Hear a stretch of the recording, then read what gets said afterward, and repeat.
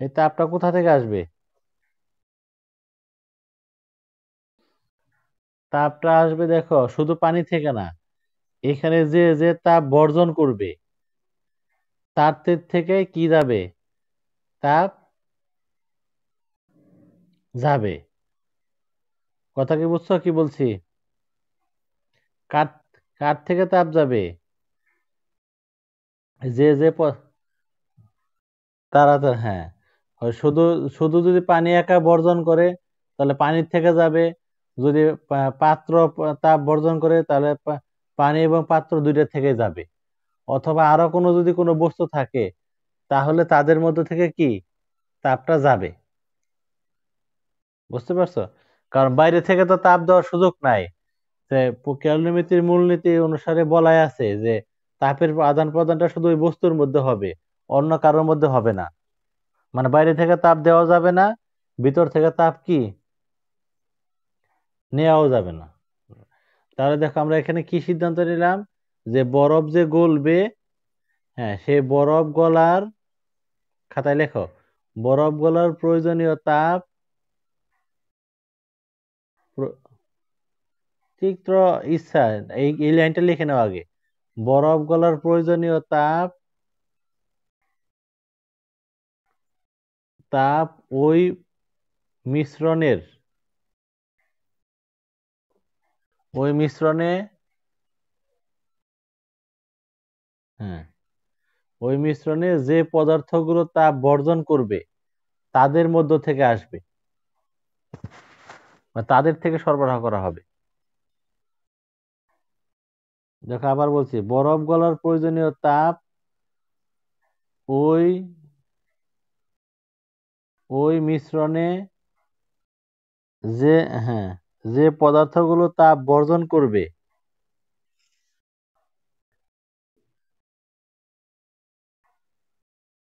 তাদের তাদের মধ্য থেকে সরবরাহ করা হবে। কে এসএমএস করে নাকি?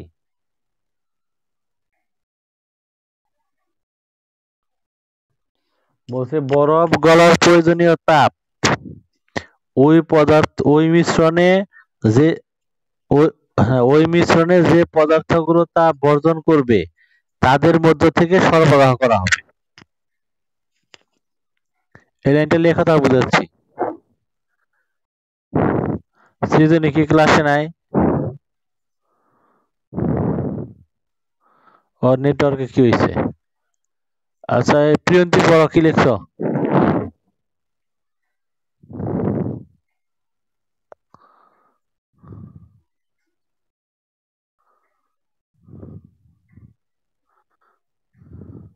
হ্যাঁ দেখো আমরা অর্থাৎ আমরা এটা জানলাম যে বরফ বলতে যে আমরা প্রয়োজনীয় তাপটা দিব, বা বরফ গলার জন্য যে পরিমাণ তাপ দিব সেই তাপটা বাইরে থেকে দেব না। কার মধ্য থেকে দেব? যে পদার্থ তাপ বর্জন করতেছে তাদের মধ্য থেকে দিব। এইটাই হলো মূল কথা। হ্যাঁ আচ্ছা, এখন দেখো, এখন মনে করো, এরপর লিখো না, খেয়াল করো। মনে করো বরফ গলতে তাপ লাগবে হলো, দেখো বরফ, লিখো না দেখো খালি, বরফ গলতে তাপ লাগবে মনে করো 100 জুল। তাহলে এই যে পদার্থগুলো তাপ ছাড়বে তারা যদি 100 জুল তাপ সরবরাহ করতে পারে তাহলেই তো সম্পূর্ণ বরফ কি হবে? গলে যাবে। এখন আমরা বরফ গলার প্রয়োজনীয় তাপ বের করলাম 100 জুল, আর যারা তাপ ছাড়লো তারা মনে করো দিল হলো 80 জুল তাপ বর্জন করলো, তাহলে কি সম্পূর্ণ সম্পূর্ণ বরফ গলবে? গলবে না। তাহলে দেখো সম্পূর্ণ বরফ গলবে কি গলবে না, সেটার জন্য আমরা কি করব, ওই বরফটুকু গলতে কতটুকু তাপ লাগবে সেই তাপটা বের করব। আর যারা তাপ বর্জন করতেছে তারা কতটুকু তাপ দিতে পারলো সেটা বের করব। যদি পরস্পর সমান হয় তাহলে সম্পূর্ণ বরফ কি গলবে। তাই হবে না? হ্যালো?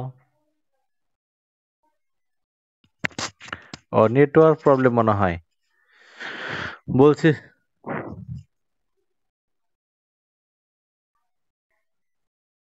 দাঁড়াও, তাহলে SMS কথা কেটে কেটে গেলে কি করবো? নেটওয়ার্ক, হাই রে নেটওয়ার্ক, মনে হয় নেটওয়ার্কের প্রবলেম আছে, একটু অপেক্ষা করো। এখন শুনতে পাও?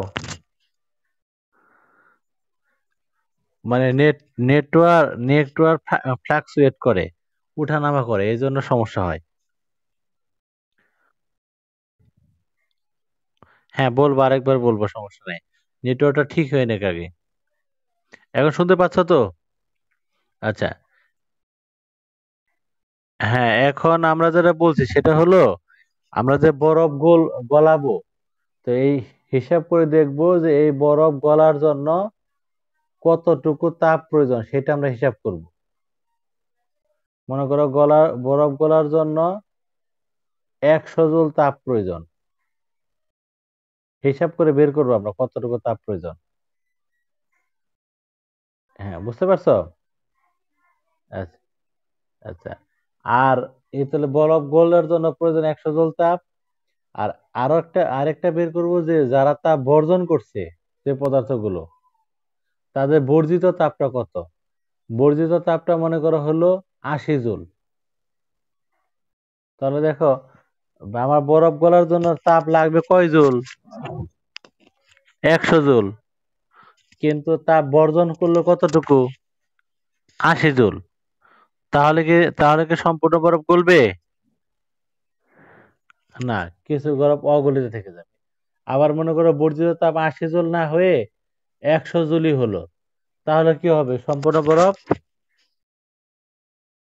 গলে যাবে। আচ্ছা, 100 জুল না হয়ে মনে করো 120 জুল হইলো, যারা তাপ বর্জন করে, তাহলে কি হবে? তা সম্পূর্ণ বরফ গলে আরো বেশি থাকবে, তাপ হয়ে যাবে, তাই না? আচ্ছা। তাহলে দেখো, আমরা বলতে পারবো যে সম্পূর্ণ বরফ গলবে কিনা, সেক্ষেত্রে আমরা যদি বরফ গলার জন্য কতটুকু তাপ লাগবে সেই তাপ বের করি, আর যে পদার্থগুলো তাপ বর্জন করলো সেই তাপ বের করি। যদি তারা পরস্পর সমান হয় তাহলে সম্পূর্ণ বরফ কি গলবে। বিষয়টা কি বুঝছো? বুঝছো কি না বুঝো নাই? আচ্ছা। এই ইসে বলো, এর নাম জানি কি, সামিয়া খানম, কে মেয়েটা কখন কথা বলে না, তুমি বলো কি, কি বুঝছো নাকি? আর বুঝলে একটু বুঝাও আমাদের। বলো কি বললাম আমরা? আমরা দেখবো যে বরফ গলতে কতটুকু তাপ লাগবে সেটা বের করব, আর যারা তাপ ছাড়ছে তারা কতটুকু দিতে পারলো সেটা বের করব। যদি পরস্পর সমান হয় তাহলে সম্পূর্ণ বরফ কি গলবে। আচ্ছা। এখন এইটা আমাদের থিওরিটিক্যালি মাথায় থাকবে যে আমরা এইভাবে অঙ্কটা করতে পারি, কিন্তু অঙ্কটা আমরা পরীক্ষার খাতায় এইভাবে করব না। আমরা ধরে নিব কেজি বরফ গলবে। কতটুকু ধরে নিব? কেজি গলবে, এটা ধরে আমরা অঙ্ক করব। আর এটা ধরে কিভাবে অঙ্কটা করা যায় সেটা এই ব্যাখ্যা না করে আমি সরাসরি অঙ্কটা করাই, তাহলেই বুঝতে পারবা। দেখো, তোমরা ইসে চলে যাও, এই তোমাদের মেডিজির 44 নম্বর প্রশ্নে। আর যারা মেডিজি নাই সেই করো, ওই তাকে ছবিটা দিয়ে দাও, মাহিরা।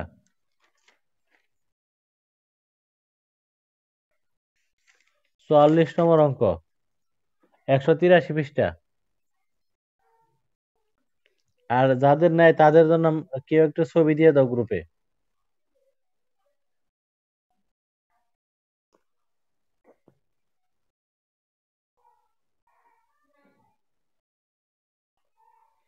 বের করছো?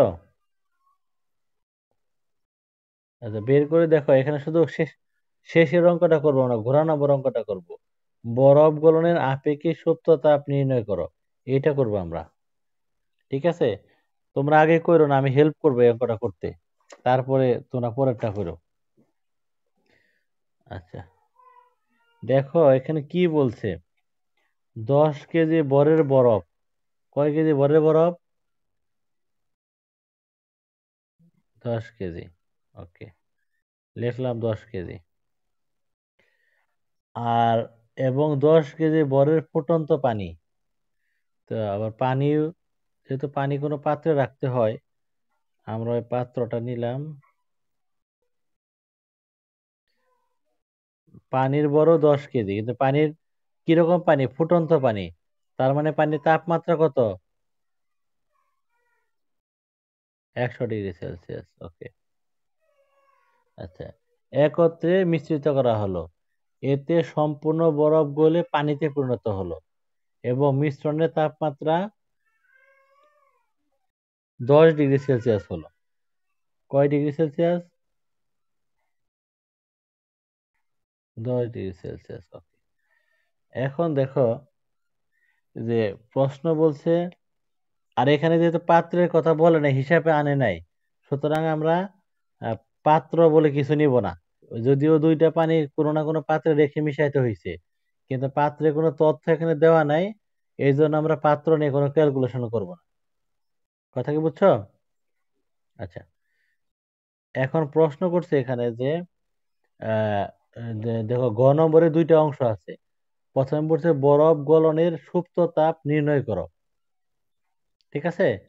আচ্ছা, তাহলে আমাদেরকে কি বের করতে হবে? এল এফ বের করতে হবে। তাই বের করতে হবে না? আচ্ছা, এল এফ বের করতে হবে, তো এটা আর ঘটনাটা কি করবে দেখো, বরফের তাপমাত্রাকে বলে দেওয়া আছে কত? না না, বরফের তাপমাত্রা তো বলে দেওয়া নাই। তাহলে বরফ ধরে নিতে হবে 0 ডিগ্রি সেলসিয়াস। তো 0 ডিগ্রি সেলসিয়াস থেকে বরফ কত পৌঁছাবে? 0 ডিগ্রি পানিতে। আর দেখো, এরপরে পৌঁছাবে 10 ডিগ্রি সেলসিয়াস পানিতে।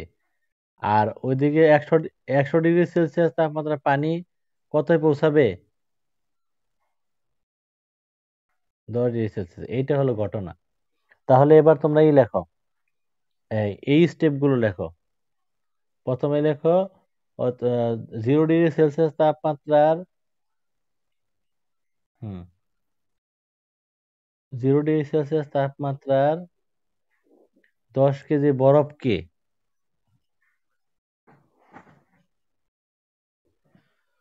10 কেজি বরফকে 0 ডিগ্রি সেলসিয়াস তাপমাত্রার পানিতে পরিণত হতে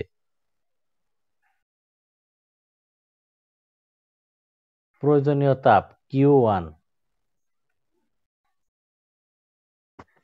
Q1 সমান কত হবে? হুম, দেখো Q1 সমান MLF, কারণ এখানে তাপমাত্রার কোনো পরিবর্তন হয় নাই, তাই না? হ্যাঁ, হ্যাঁ। এম এর মান হলো 10, এল এফ এর মান যদি আমাদের জানা আছে তাও এখানে বসানো যাবে না, কারণ এইটাই তো আমাদেরকে বের করতে বলছে। বুঝছো, এখানে এই যে এল এফ লেখা থাকবে। আর যদি এল এফ বের করতে না বলতো, তাহলে আমরা এল এফ এর মান জানা আছে বলে ব্যবহার করতে পারতাম। সবাই এটুকু লিখছো? হ্যাঁ। এরপরে লেখো 0 ডিগ্রি সেলসিয়াস তাপমাত্রার বরফ গলা পানিকে, বরফ গলা পানিকে কততে পৌঁছাবে? হ্যাঁ, 10 ডিগ্রি সেলসিয়াস তাপমাত্রার পানিতে, পানিতে পরিণত হতে প্রয়োজনীয় তাপ। পানিতে পরিণত হতে প্রয়োজনীয় তাপ Q2 সমান, বর্ষা বলো কি হবে সূত্রটা? বর্ষা না বলে রথি বলবা।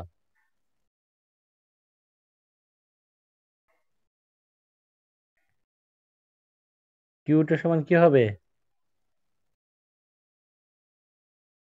বর্ষা অথবা হ্যাঁ, MS∆T, কারণ এখানে তাপমাত্রা পার্থক্য করছে, তাই না? 10 ডিগ্রি থেকে হ্যাঁ, তো লেখো MS ডেল টি। এম এর মান কত? 10। এস এর মান কত হবে? 4200। আর তাপমাত্রা পার্থক্য কত? 10 - 0 মানে 10। গুণ করে ফেলো, কত হয়?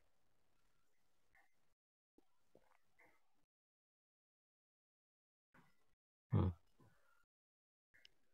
দেখো এইটুকু যে যে করতে পারছে হাত তুলো। আলিফা, সরণি, শ্রুতি, প্রিয়ন্তী কই? বাক্সে না আছে? এটুকু হয়েছে? এই তো গৃহীত তাপ গেল। এবার এবার কি ঘটবে? 100 ডিগ্রি সেলসিয়াস তাপমাত্রা পানি, সে কত পৌঁছাবে?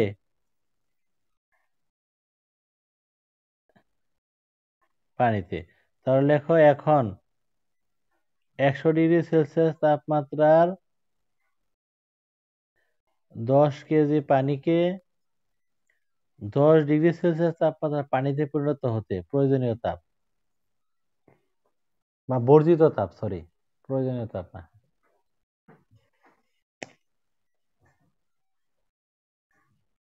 আগেটাই প্রয়োজনীয় গৃহীত তাপ লিখো, তাই বুঝতে কি সুবিধা হবে।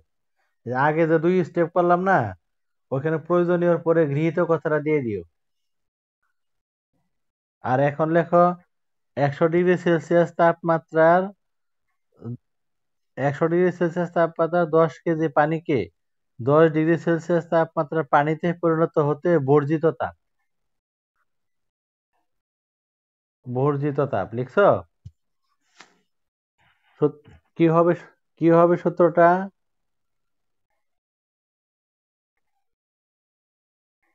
এই প্রিয়ন্তী, এই শ্রুতি বলো, এম এর মান কত?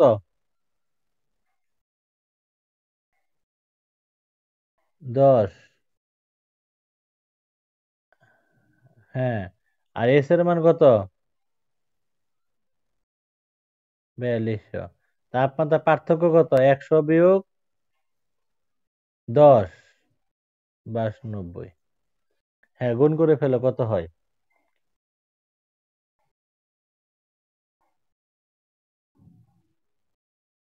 হুম। তো ক্যালোরিমিটার মূলনীতি অনুসারে কি?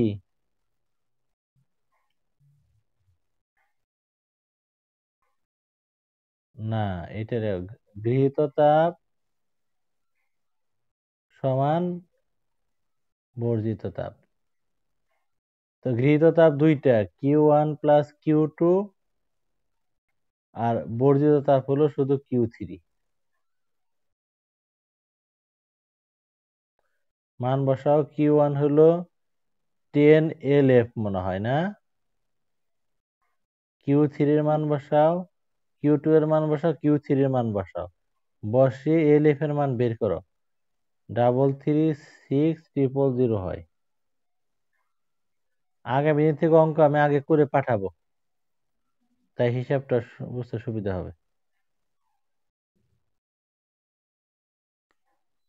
অঙ্কগুলো করে লিখে আগে পাঠিয়ে দিব।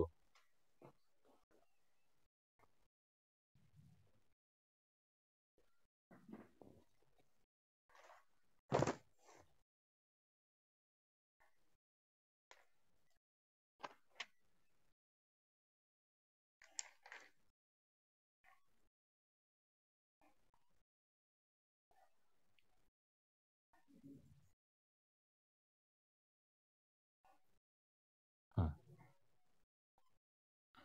যার যার double three six triple zero joule হয়েছে, সেই সে হাত তুলো। আর কেউ না বুঝলে, লজ্জা শরম না পায়, ভয় না পায়, আমাকে বইলো। প্রমি, মাহিরা। হুম। বর্ষা, দেবপ্রিয়।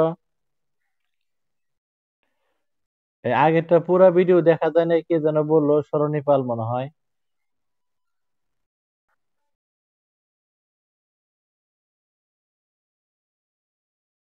ও, তাহলে মানে 4 মিনিটই হয়েছে।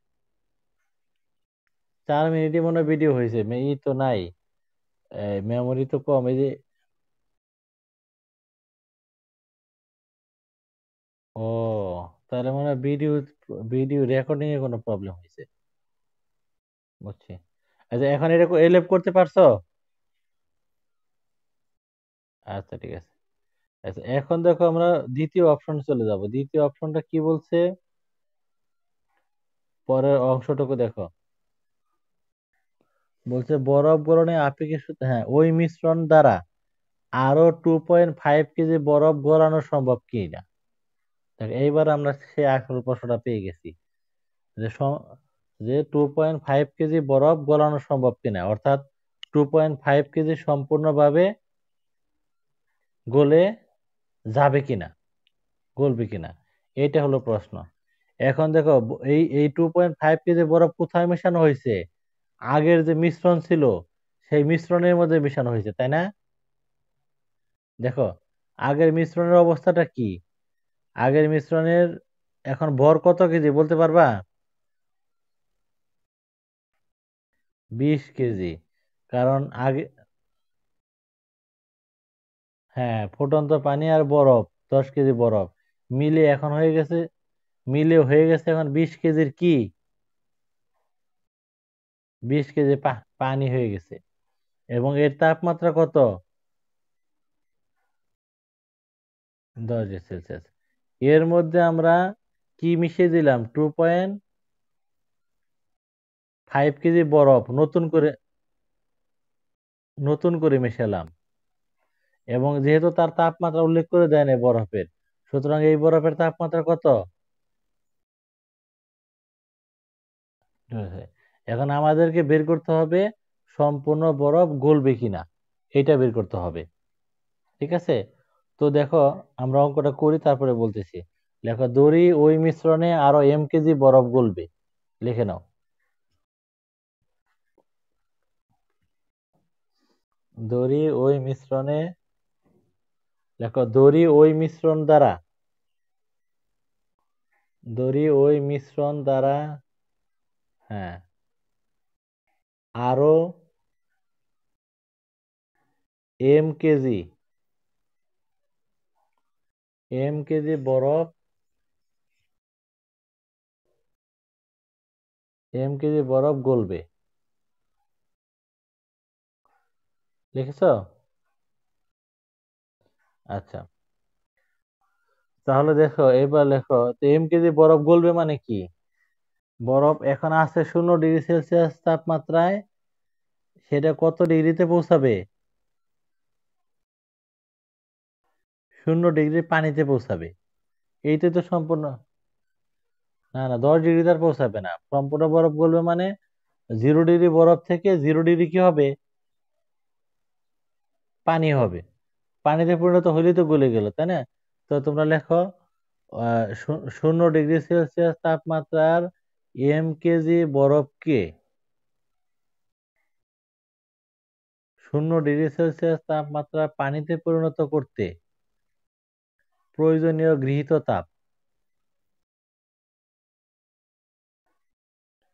প্রয়োজনীয় গৃহীত তাপ, Q1।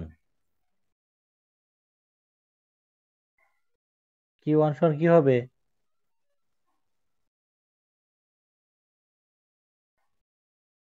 ML F. এখন এম এর মানটাই আমরা বসাবো না, এফ এর মানটাই বসাবো, কারণ এম এর মানটা আমরা বের করব।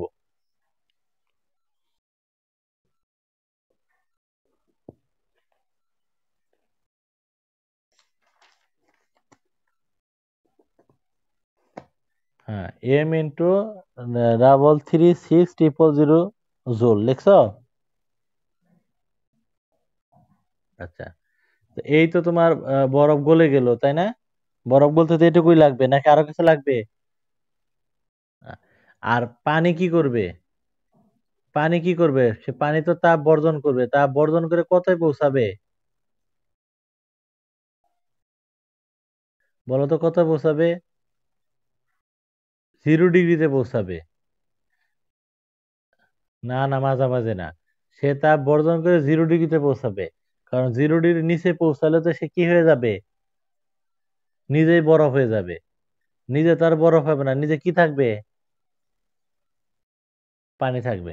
যেমন মনে করো তুমি কাউকে দান করবা, কাউকে যে দান করো, তো তোমার জন্য যে কয় টাকা লাগবে ওটা তো তুমি রেখে তারপরে কি করবা?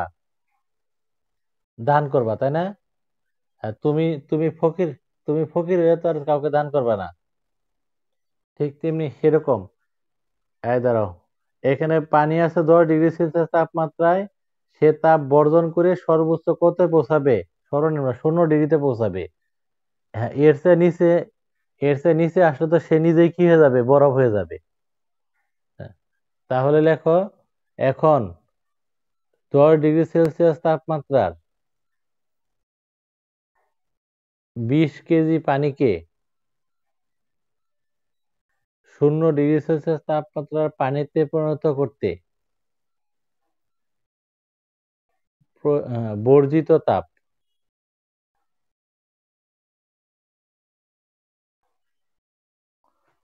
বর্জিত তাপ Q2 সমান কত হবে? এম এর মান এখানে কত? 20, এস এর মান 4200, আর ডেল থিটার মান কত হবে? 10। 10 - 0 মানে 10।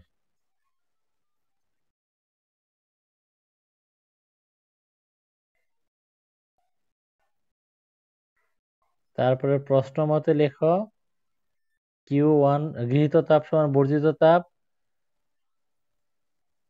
গৃহীত তাপ সমান বর্জিত তাপ, বা Q1 সমান Q2 লিখে ক্যালকুলেশন করে এম এর মানটা বের করে আমাকে বলো কত হয়। তোমরা ক্যালকুলেশনটা করতে থাকো, আমি কেটে আবার কল দিচ্ছি, কারণ ক্লাসের সময় প্রায় শেষ। হ্যাঁ, এম এর মানটা বের করতে থাকো। হ্যাঁ, এম এর মান যদি ওই 2.5 এর চেয়ে বেশি হয় বা কম হয়, বেশি হয় বা সমান হয়, তাহলে সম্পূর্ণ বরফ গলবে। এই কথা বললাম, ওই যে ক্লাসটা কেটে দিচ্ছি তো, এই জন্য ওই যে পরবর্তী ভিডিও যারা দেখবে তারা যেন বুঝতে পারে।